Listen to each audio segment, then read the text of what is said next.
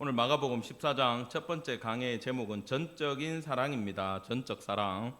지금 오늘 나오는 이 향유 부은 여인, 우리가 읽은 이 여인의 사랑과 이제 제자들의 사랑을 이번 주 금요일 날 보도록 할 겁니다. 이제 예수님이 제자들에게 얘기를 하죠. 베드로가 예수님의 죽음 앞에서 절대 그럴 일이 없다고 주님 보호한다 그러고 그 표현을 하니까 예수님이 제 느낌은 그랬어요. 아유, 니는 닭 울기 전에 닭이 2번 울기 전에 3번 부인한 놈이다.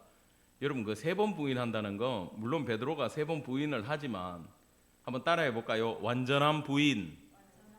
완전히 예수를 부인한 사건이에요. 그게 베드로의 실력인데, 여러분, 베드로가 예수님을 사랑 안 했겠습니까? 했어요. 근데 베드로는 대표예요. 그 본문 우리가 금요일 날 보겠지만 제자들이 줘요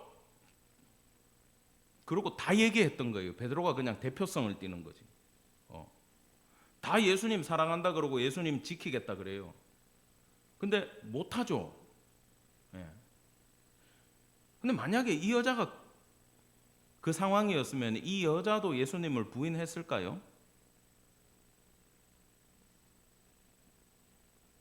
그걸 생각해 보셔야 돼요. 이 여자는 뭐가 달라도 조금 다르긴 합니다. 오늘 그 말씀을 보겠습니다. 이틀이 지나면 유월절과 무교절이라. 자, 유월절과 무교절은 같은 절기입니다. 유월절은 니산월, 봄이에요. 3, 4월 14일에 시작되는데 유대인들은 하루가 저녁에 시작되거든요. 그러니까 그 전날 저녁부터 오늘이 시작되는 거예요.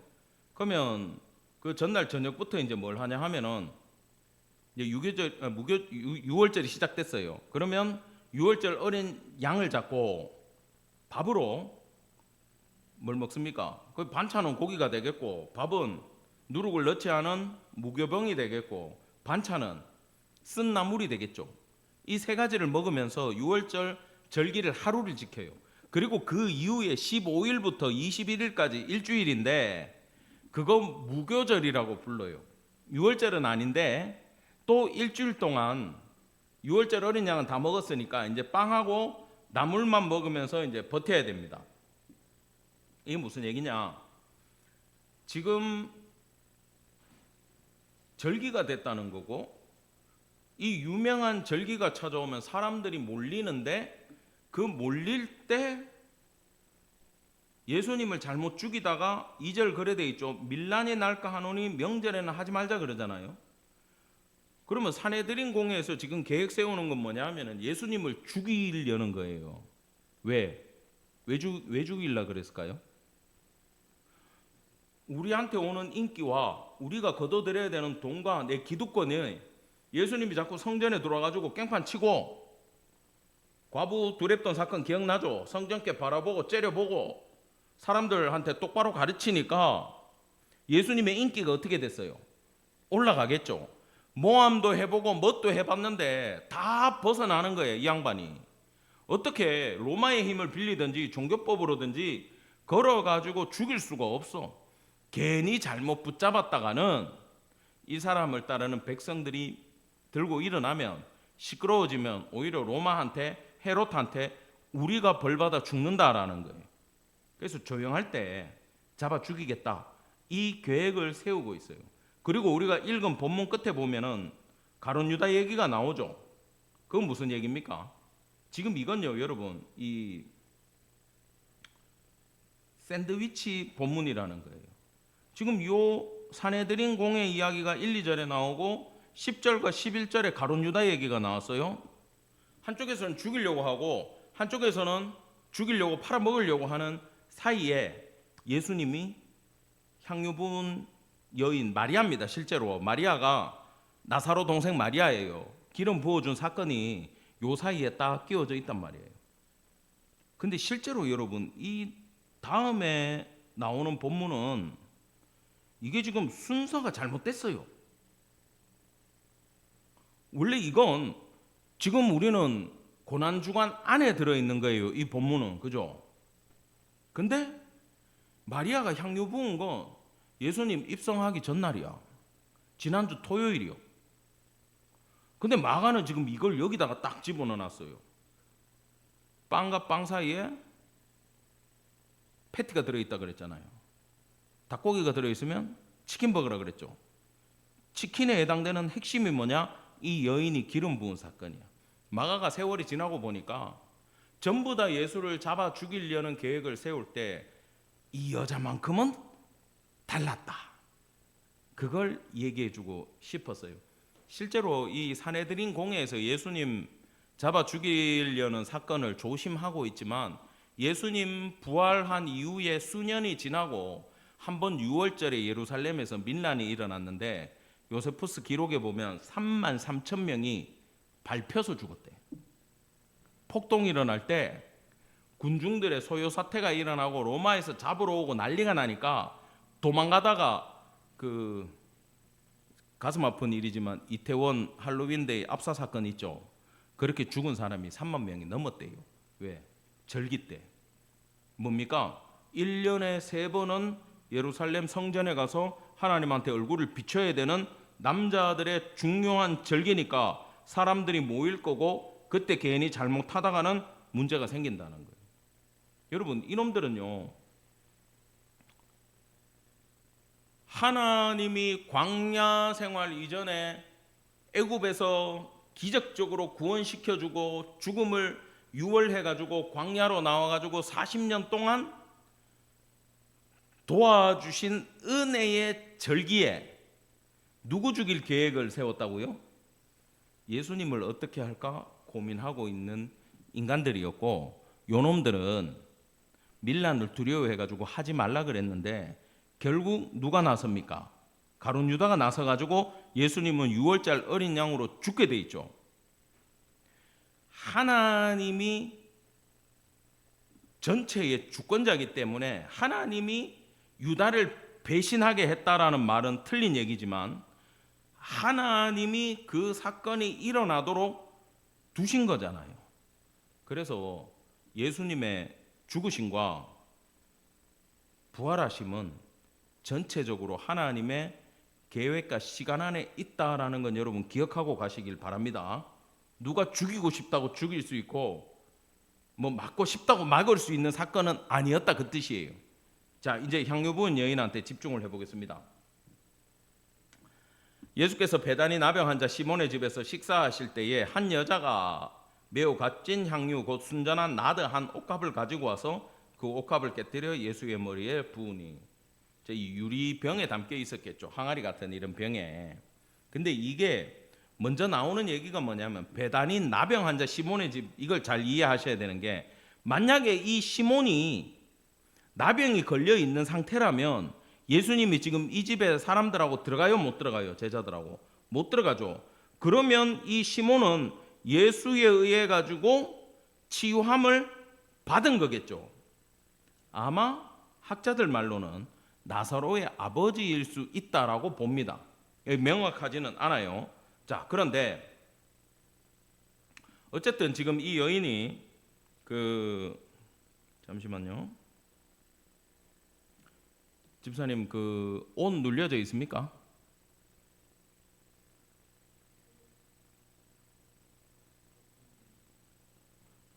예.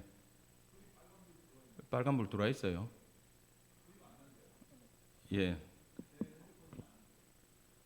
아, 그래요.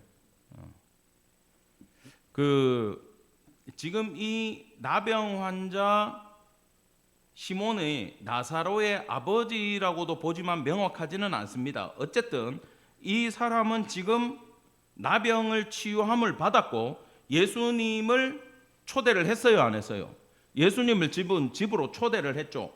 이걸 어떻게 이해하셔야 되냐 하면은 그냥 이제 밥 먹는 자리다 이렇게 생각하면 안 돼요.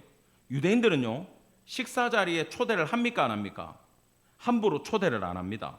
초대를 한다는 건 놀라운 이야기예요. 뭐냐? 내 가족으로 예수님을 받아들인다는 뜻이 여기에 담겨져 있는 거예요. 예. 그렇기 때문에 지금 이 자리는 구원받은 사람들이 지금 이 자리에 초대한 사람은 시몬이지만 지금 누가 와 있습니까? 예수님이 와 있죠. 그러면 예수님과 함께하는 식사 자리에 나병이라고 하는 사람이 치유받고 여기 앉아 있다라는 건 천국 잔치의 모형적인 사건이었다라는 거예요. 그래서 이 식사 자리도 굉장히 귀한 자리입니다. 자, 그 천국 식사 자리에 지금 누가 왔느냐 하면은 한 여자가 왔어요. 한 여자가 왔는데 마가가요, 굳이 이 여자가 누군지 이름을 마가만 안 밝혀요. 뒤에 가면 마리아라 그래요, 다른 성경에서는. 근데 이게 이유가 있어요.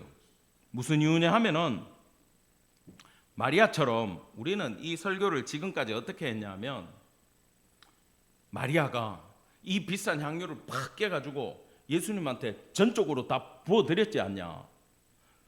낭비는 낭비인데 거룩한 낭비야.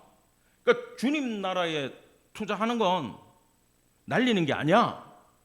손실인 것 같이 보여도 예수님이 다 받으신다. 그러면서 이 여자의 헌신과 300데나리온을 드린 사건에 포커스를 잡고 대단한 여자다 그러면서 마리아를 높이면서 다들 그렇게 돼야 된다라는 설교만 우리가 지금까지 들었죠. 안 들었나? 나만 그렇게 설교했나? 아무튼 이 설교의 포커스가 마가가 복음서 제일 먼저 적었잖아요. 마리아라는 한 인물이 여기에 들어가서 수많은 독자들로 하여금 마리아의 헌신을 따라하라고 해서는 안 되겠다라는 뜻이 여기에 들어있는 겁니다. 이걸 잘 생각해 보셔야 되죠. 여러분 실제로 이 제자들 얘기처럼요, 300데나리온이면 노동자들 1년 연봉입니다. 그리고 이 나드라고 하는 건 이스라엘에서 나지 않는 향유예요. 향이 나는 기름이란 말이에요. 가룟 유다가 계산 딱 때려보니까 300데나리온의 가치가 있대 벌써. 그리고 여인들은 자기 머리카락을 생명처럼 여겨요. 지금도 집사님들 그럽니까? 이 머리 관리 좀 열심히 합니까? 나는 머리만 안 빠지면 좋겠어. 어떻게 집사님 소리 잘 나요? 네. 자, 근데 당시의 여자들은요 머리카락을 생명처럼 여겼대요. 그리고 시집 가기 전에 이 머리카락을 남자들한테 함부로 보여주지도 않고, 또 이 기름은 정말 시집 갈 때나 정말 중요할 때 내 머리에 살짝 발라가지고 좋은 향을 나게끔 하는 거고, 이 기름은 피부 미용에도 사용을 했고, 사람이 죽었을 때 시신을 장례 지낼 때 그때도 사용을 했으며, 시집 갈 때 가장 귀한 혼수품 목록 1호로 이걸 가지고 갔다는 겁니다. 근데 여기서는 일단 이름 모를 여자로 한 거야. 마가는 그냥 사람한테 꽂히지 말라고 이걸 깨가지고 예수님 머리에 부었을 뿐만 아니라, 여기에는 그 기록이 안 돼 있는데 머리에 부으니까 온몸에 쭉 흘러내릴 거 아니에요. 한 병을 다 부었으니까. 그 밑에 울면서 엎드려가지고 그 여자가 머리카락을 꺼내가지고 그걸로 예수님을 발을 닦았어. 여러분 이게 무슨 일이냐는 거죠. 이게 보통 일입니까? 이 엄청난 사건이 기록이 되어 있는 겁니다.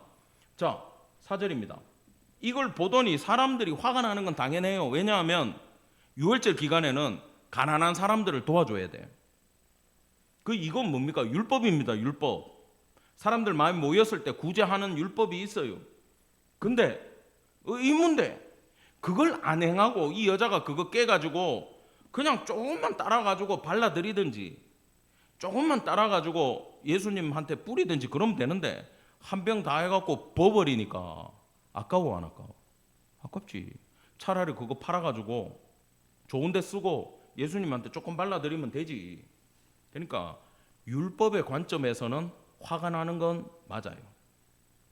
그리고 여기에 사람들이라고 되어 있고 어떤 데는 제자들이라고 되어 있는데 어떤 데 보면 가룟 유다라고 딱 기록을 했어요.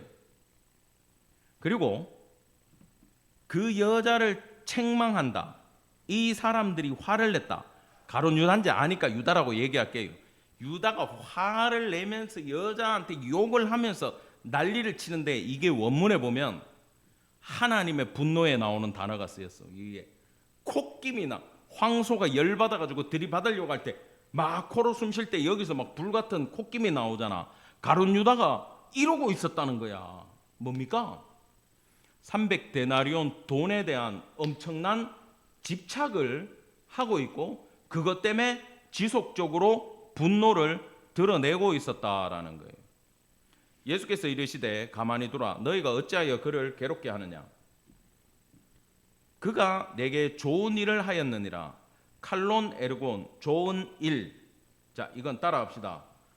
아름다운 일, 적절한 일. 예. 그러니까 좋은 일을 했다라는 거예요. 이건요, 비교급이기는 하지만 그냥 비교급으로 보면 안 돼요. 왜냐하면 따라합시다. 최고의 칭찬. 예. 그 어떤 걸로도 할 수 없는 최고의 칭찬을 예수님은 이 여자한테 해버렸어요. 보세요. 아까 얘기했죠. 지금 시집 안 간 여자가 머리카락 풀어가지고, 어쨌든 예수님도 남인데 외간 남자의 발을 닦았어. 이건 오해받으면 나는 시집 안 가도 돼. 시집 갈 자금 다 날렸어 지금. 가능해요? 전 재산 지금 때려 박은 거야, 한 큐에. 여러분, 근데 이 마리아가 머리카락을 풀고 엎드린 건, 따라합시다, 죄인의 모습. 민수기 율법에 의하면 죄인들이 머리를 풀어야 돼요. 아시겠어요? 그러면 지금 이 여자는 예수님한테 머리를 풀고 그걸 할 때 걸레가 없어서 그랬겠어? 어떤 모습이 여기서 드러났냐 하면, 예수님이 볼 때 이 여인은, 주님, 나는 죄인입니다. 죽어야 되는 죄인입니다. 당신 앞에 엎드려야 됩니다. 근데 당신이 나를 구원해 주셨습니다. 이거보다 더 큰 사건이 없습니다. 나는 당신 앞에 나는 무조건 죄인이고 당신의 은혜로 살았고 예수님 전적으로 사랑합니다. 그 다음에 기름 부은 이 사건이 뭐냐 하면은, 왕과 제사장과 선지자한테 기름을 붓잖아요. 중요한 손님들이 왔을 때 기름을 붓잖아요. 중요한 예식에서만 기름을 부어요. 그러면 지금 예수님을 바라보는 시각도, 알았는지 몰랐는지 몰라도 결론은 그렇게 나는 거예요. 하나님의 섭리 안에서 성령의 주권이지, 속칭 성령께서 뽐뿌질 해가지고 지금 마리아가 이 일을 하고 있는 거예요. 예수님은 왕이요 제사장이요 선지자 삼중직으로 기름 부음도 받지만 앞으로 죽으실 것에 대한 장례를 예비하면서 향유도 부어버리지만, 이 여인에게 있어서는 본인의 죄인됨과 구원에 대한 감격에 의한 신앙 고백이 이 행위 안에 전체적으로 들어가 버렸다라는 겁니다. 그래서 예수님이 기뻤던 거예요. 자, 그러면서 교훈을 줍니다. 가난한 자들은 항상 너희와 함께 있으니 아무 때라도 원하는 대로 도울 수 있거니와 나는 너희와 항상 함께 있지 아니하리라. 자, 이게 뭐냐 하면은, 봉사구제가 율법이라 그랬잖아. 해야 되는 일이에요. 나중에 해라. 왜? 나는 육신으로 너희하고 같이 있는 게 이번 주에 끝난다. 나는 죽어야 된다. 내가 기름 부음, 향유 부음 받는 건 당연하다. 지금 그 얘기입니다. 그리고 그는 힘을 다해 내 몸에 향유를 부어 내 장례를 준비했다. 이 여자는요, 신앙 고백을 하면서 성령님의 뽐뿌질이죠, 예수님의 장례에 대한 준비까지 하게 되는 구속의 역사에 동참하는 은혜까지 받게 되었다라는 겁니다. 자, 구절은 우리 다 같이 읽어볼까요? 시작. 내가 진실로 너희에게 이르노니 온 천하 어디서든지 복음이 전파되는 곳에는 이 여자가 행한 일도 말하여 그를 기억하리라 하시니라. 자, 근데 여러분, 내가 여기 다 적어놨는데, 복음 전해질 때 마리아 얘기합니까? 향유 부은 얘기합니까? 안 하죠? 안 궁금했어요? 왜 이게 복음 전할 때마다 같이 얘기를 안 하지? 예수 믿으세요, 마리아가요, 이랬어요. 그래야 되잖아. 세례식 할 때도 이 이야기 해야 되고, 추수감사주일에도 이 여자 얘기해야 되고, 근데 이거 1년에 한 번 나올까 말까 해요, 이 설교가. 그러면 이게 도대체 무슨 말씀입니까? 예수님은 왜 복음하고 이 여자의 일을 연결을 시켰나? 이렇게 봐야 돼. 뭐냐? 보세요. 이 여자 행위 속에 복음의 속성이 다 담겨 있어요. 예수님의 죽으심 들어있었어요, 안 들어있었어요? 들어있었죠. 부활, 죽으셨으니까 부활하실 거죠. 그 다음에 고난 들어있고, 자기 부정 들어있고, 죄인의 고백 들어있고, 이 오늘 있었던 이 사건 안에 예수님이 바라봤을 때 복음의 본질들이 이 여자가 행한 사건 속에 다 들어있는 일이기 때문에 복음이 전해진다는 건 실제로 이 여자가 행한 일하고 동일한 사건이다 아니다? 이해는 안 되겠지만 동일한 사건이에요. 우리가 금요일 날 예수님이 나 죽으면 갈릴리로 가 있으라 그러잖아. 그 기억나죠? 그 갈릴리를 지금까지는 우리가 그냥 지명으로만 보잖아요. 근데 이거 예수님의 말씀 속에는 나중에 제자들이 깨달을 수 있지만 지명 말고 다른 뜻도 들어있어요. 이 여자의 행한 일도 마찬가지예요. 그러니까 지금 마가복음 보면서 내가 약간 심화학습으로 한다 그랬잖아. 그래서 이 여인의 일은 더 심오하게 담고 있는 것이 복음의 핵심적인 사항을 이 여자가 다 행한 것이고, 금요일 날 배울 사건 속에서도 놀라운 사랑이 뭐고, 하나님의 사람은 어떤 과정을 거쳐야 되는지, 어떤 과정을 거쳐야 예수를 사랑할 수 있는지가 나와요. 사실은 오늘 한 방에 다 하고 싶었어. 이 시간 관계상 못하는 거야. 그 미리 맛보기로 알려주면, 요한복음 21장 끝날 때 보면 부록이라 그랬죠. 옛날에 요한복음 강해할 때 요한의 아들 시몬아 네가 나를 사랑하느냐 할 때 시몬이 뭐라 그럽니까? 베드로가. 근데 거기서 왜 시몬이라고 불렀어? 예수님이 베드로라고 이름 줘놓고. 지금 옛날로 돌리는 거예요. 배반한 제자의 초심을 잡아주는 거야. 네가 나를 사랑하느냐 그러면 베드로는 예수님 3번 부인하고 도망쳤잖아. 호딥을 걸치고 도망간 제자도 있고 온갖 부끄러운 사건이 사실 거기 다 기록돼 있어. 여자들 말고는 다 도망갔어요. 근데 그런 상황에 네가 날 사랑하냐 그러면 예 사랑합니다 그랬어요. 뭐라 그랬어요? 주께서 아시나이다 그랬죠. 내가 주를 사랑하는 줄 주께서 아시나이다. 그게요, 내가 오늘 제목을 전적 사랑이라고 했잖아요. 그때서야 베드로가 무슨 얘기를 하냐면 주님 사랑한다 그러고 목숨 건다 그러고 3번 부인하고 도망갔잖아요. 그게 저예요.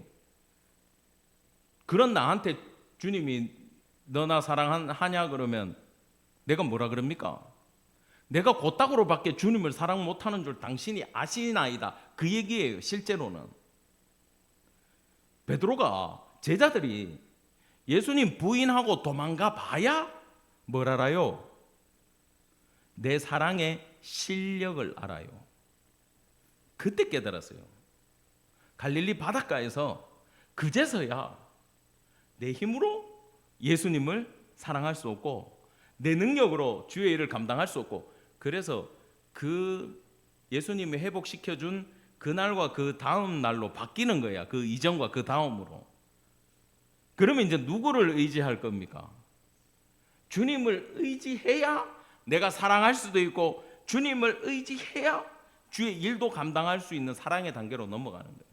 근데 자, 이게 금요일 설교까지 다 들었어 이미. 오늘 이 여인을 바라보자고요. 지금 제자들은요 이러고 있어요.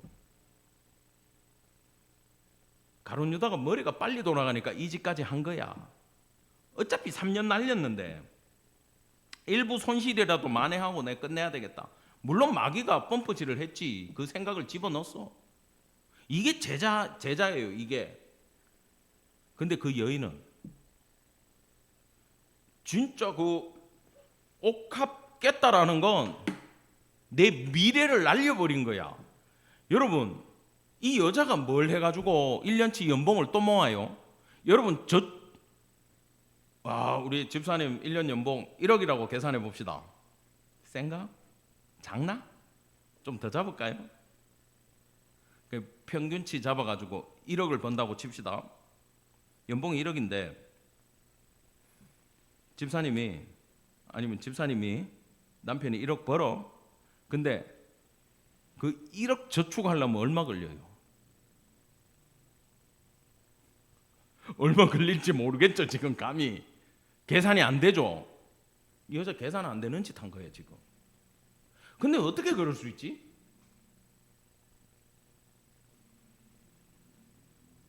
예? 답을 알고 얘기해. 뜨거운 사랑을 해보고 목숨 건 사랑을 해본 사람들 많은 거야. 내가 볼 때 별로 목숨 안 건 것 같아. 지금 관계들을 보니까. 그 집 남편은 옛날에 목숨 걸었던데 내가 보니까. 이 집 남편도 저기 여자 만나러 가다가 지금 이 와이프 만나러 가다가 졸음운전 해가지고 이거는 설교로 공개되면 안 되지. 아무튼 사고 치고 그랬어. 목숨을 건 사랑을 한 거야 그 양반은. 전적으로 사랑하면 차 폐차할 수 있어. 삶은 돼.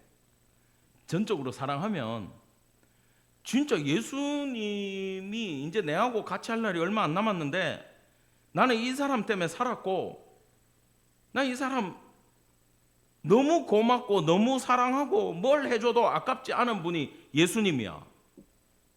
그러면 그깟 향유 못 날리냐고. 여러분, 자 말씀을 마무리하겠습니다.